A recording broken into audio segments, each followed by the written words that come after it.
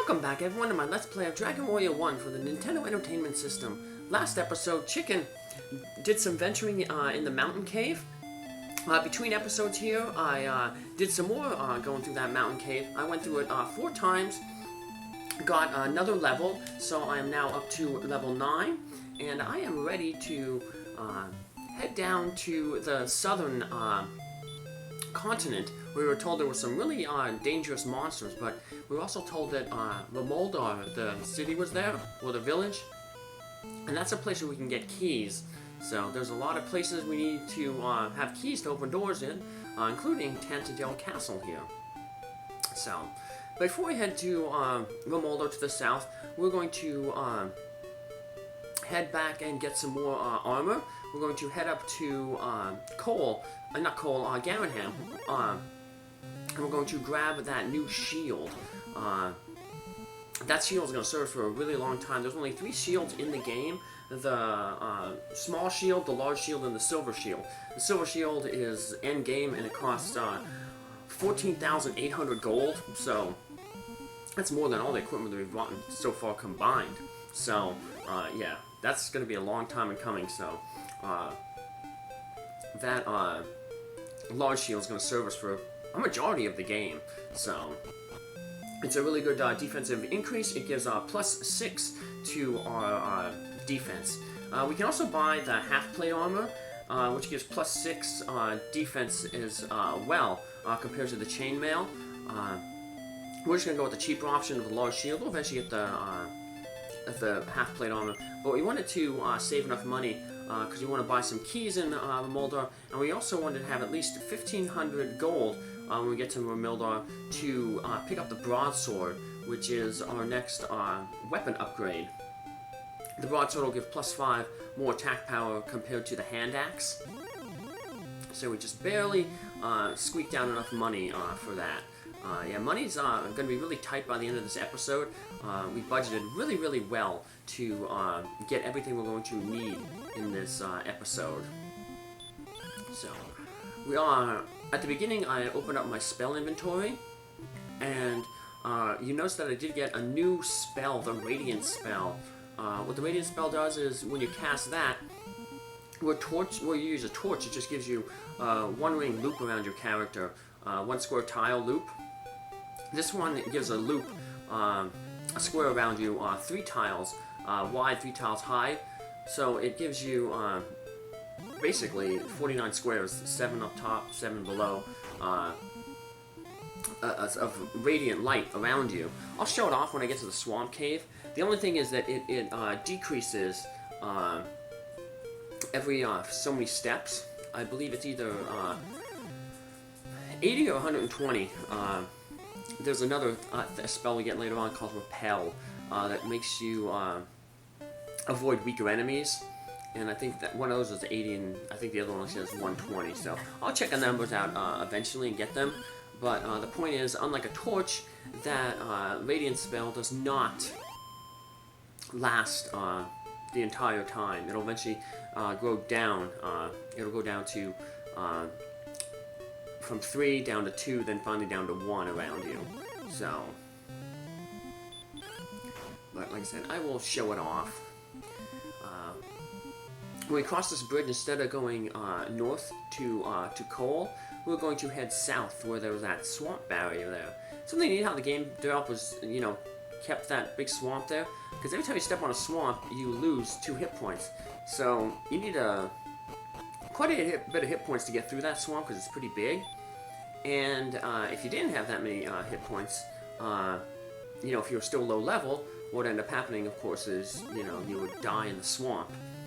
You can't take lethal damage stepping in the swamp. It's not like Final Fantasy where you poison brings you down 1 hit point per step, and once you're at or a damage tile like the lava or ice in the ice cave, but you can't die from those damage. It'll just take you down to 1 hit point at the least, and then you won't lose that last hit point. This one, you can walk in the swamp and or a damage tile, and it'll decrease you to 0 hit points. So, but here we are in the swamp cave. Spoiler: this is actually the cave where the princess is located. over to the right there, you kind of see like it's a little bit of a maze. If we go into that little section, we'll eventually find the princess. We could theoretically rescue the princess now. Once we get a key down here in Rimuldar, you need a key to rescue the princess to unlock her cell. But it's guarded by a dragon, a green dragon. Really tough monster, especially at this point in our development.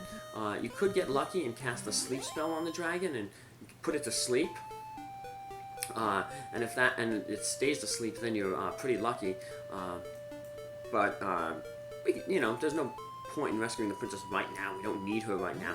Technically, you don't even need to rescue the princess to finish the game.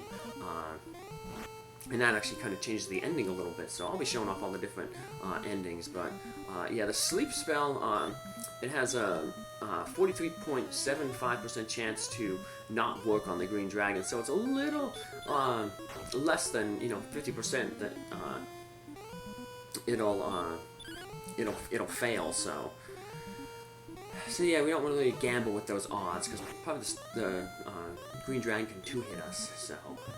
Now this metal scorpion can finish us off in one more hit, but I was keeping track of its hit points, and I realized one more hit, if I get lucky, we'll finish it off. The metal scorpion just attacks you, so no spells or anything. And it doesn't have too high of a dodge chance. Its dodge chance is only 3.125%, so I took the gamble. And it paid off, so. No, I have no tomatoes. I have no tomatoes today.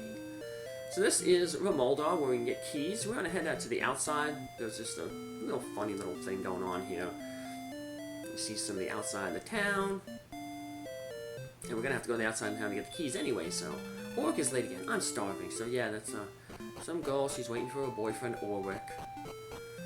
They're supposed to, I guess, meet on the edge of town, but they didn't specify what end of town. The scales of the Dragon Lord are hard as steel. That clue will be a little bit about the strongest weapon in the game. So, but for now, we're just gonna get this weapon, the broadsword. So, yeah, the strongest weapon in the game is going to be Odric's sword, and we were told eventually that hey, Odric's sword is strong enough to cut through steel. And then that guy says, hey, Dragon Lord scales are like steel. What the hell? Leave that once or I will call my friends. Art thou the descendant of Odric? Has thou any proof? So there's the building where we gotta get keys, so we gotta go around the outside to get to that building. Over the western part of this island, Odric created a rainbow. It is also said that he entered the darkness from a hidden entrance in the room of the Dragon Lord. So that gives us a clue, because when we finally get to that point in the Dragon Lord's castle, it's gonna look like a dead end. Thou shalt find the stones of sunlight in Tangedale Castle. Have you found them? Nope. Welcome to the town of Rimuldar. Well, now we know what to go look for in Tangedale Castle. In the world, is there any sword that can pierce the scales of the Dragon Lord? Gets back to what I was saying earlier a little bit.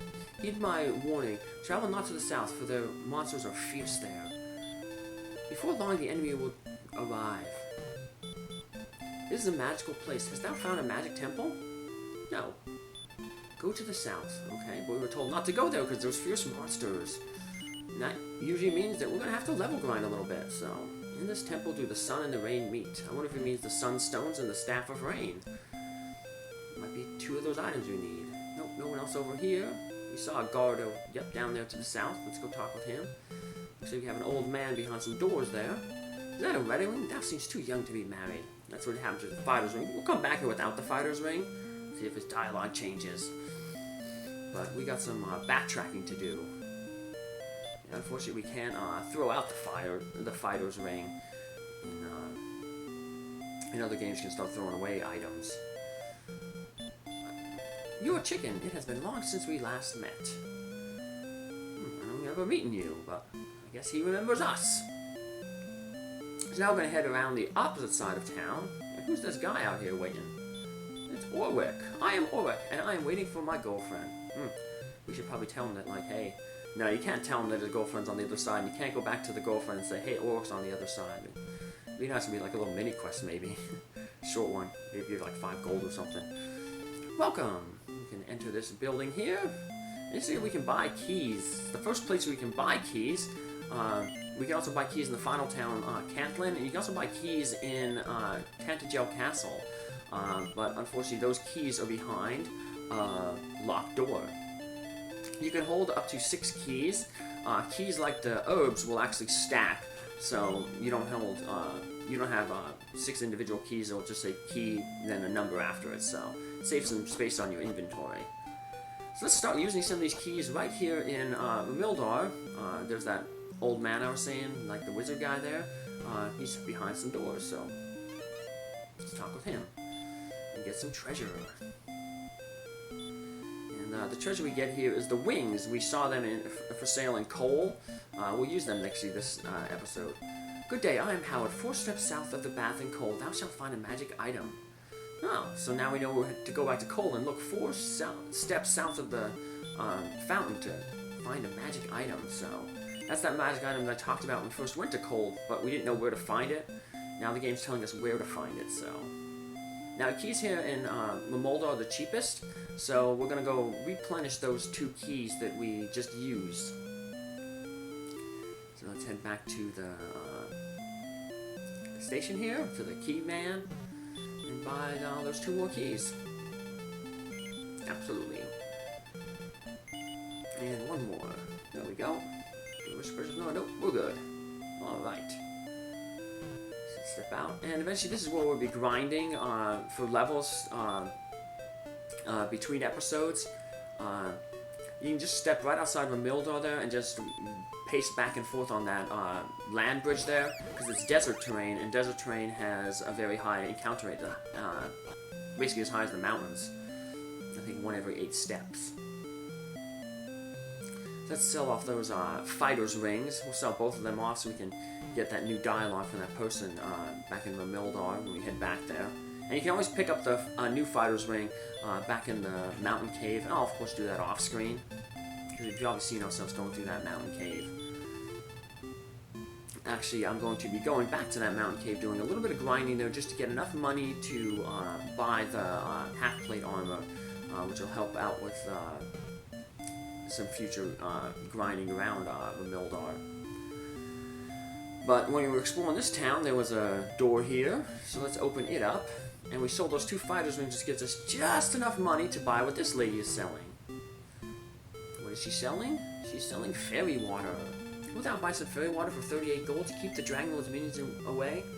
And basically what that does is it's a one-time use item. Like I said, after a certain amount of steps it wears off. But as long as it's on your body, enemies that are like too weak, the ones that basically run away from you, won't attack you. So it's a way to get from point A to point B a little bit quicker. You won't be fighting, slimes and for us drakies and ghosts and stuff. So let's use our key to talk with this guy here in the inn. Some say that Garen's grave is home to a silver harp. We were told about a silver harp. If we get it for that one guy to the west of Cole, he'll give us a Staff of Rain. Nice. So we have a lot of key doors in here to unlock, including that treasure chest room over there. But as always, we've done a lot this episode, so we're going to once again save our money because we don't have any money. Got 1 gold, like I said, we really budgeted really well for this episode.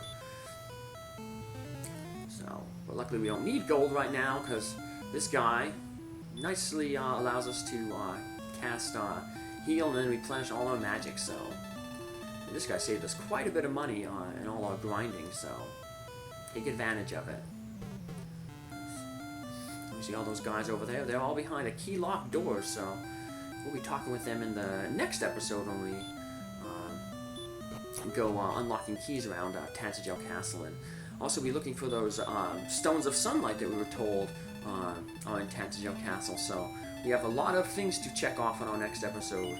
All those doors that were locked in all the towns, searching for the stones of sunlight here in Tantagel Castle, and then returning to Cole to find that magic item that's 4 steps south of the fountain. So be sure to come back for the next episode where we do all that stuff. Take care, have a good day. Bye.